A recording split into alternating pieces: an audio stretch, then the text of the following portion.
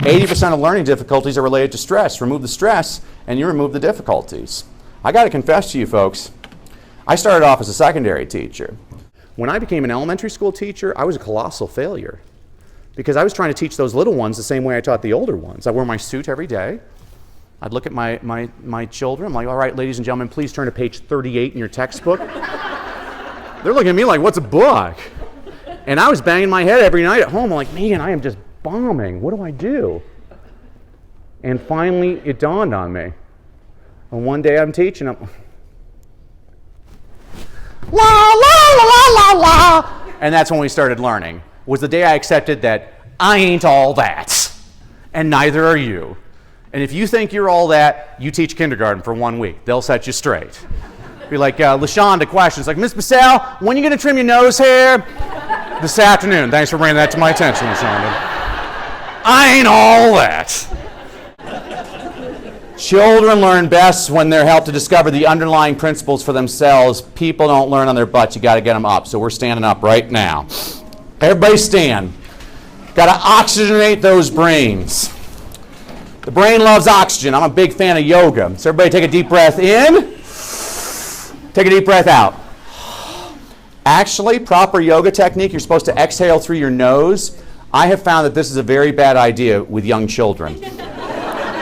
Everybody, clasp your hands together. Which thumb is on top? I don't know if you know this, but we can tell a whole lot about you just by that. If your left thumb is on top, you rely on logic and reason. You're most confident when your decisions are based on real-world information. Now, if your right thumb's on top, you trust your intuition. You're most confident when your gut says you're doing the right thing. Facts, schmacks. Now, do you think you have thin thumbs or thick thumbs? We can tell a whole lot about you just by that.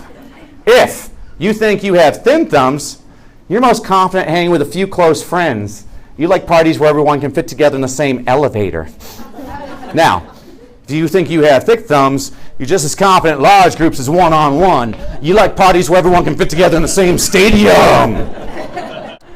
Now, do you think your thumbs are short or long? We can tell a whole lot about you just by that. If you think you have short thumbs, you work very confidently and quickly. You're always the first one to turn in a math test.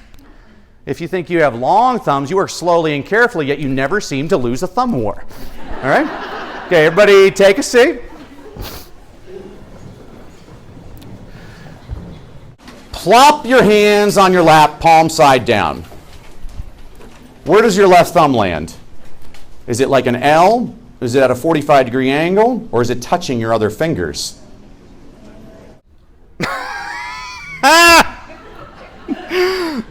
We can tell a whole lot about you just by that. If it's like an L, you are super confident and like to be in charge. Some people call you bossy. You should have them fired. If it's at a 45-degree angle, you're medium confident. You care what people think about you, but not enough to actually change or do anything about it. And if it's touching your fingers, you might feel pretty unconfident now, like you want to hide from the world, but remember this, you're someone wonderful. And for this and many other wonderful ideas, I got it from the book, It's All About Me, Personality Quizzes for You and Your Friends by Karen Phillips. Can I give you a teaching trick? Yes. If you ever go into most major bookstores, Barnes & Noble, things like that, there's usually in the children's section, there's an area called Klutz Publishing. These books are loaded with great activity ideas for teachers. Matter of fact, I know a guy, he goes into the bookstore with a pen and paper, he copies down all those ideas, and he doesn't even buy the book. Hate people like that.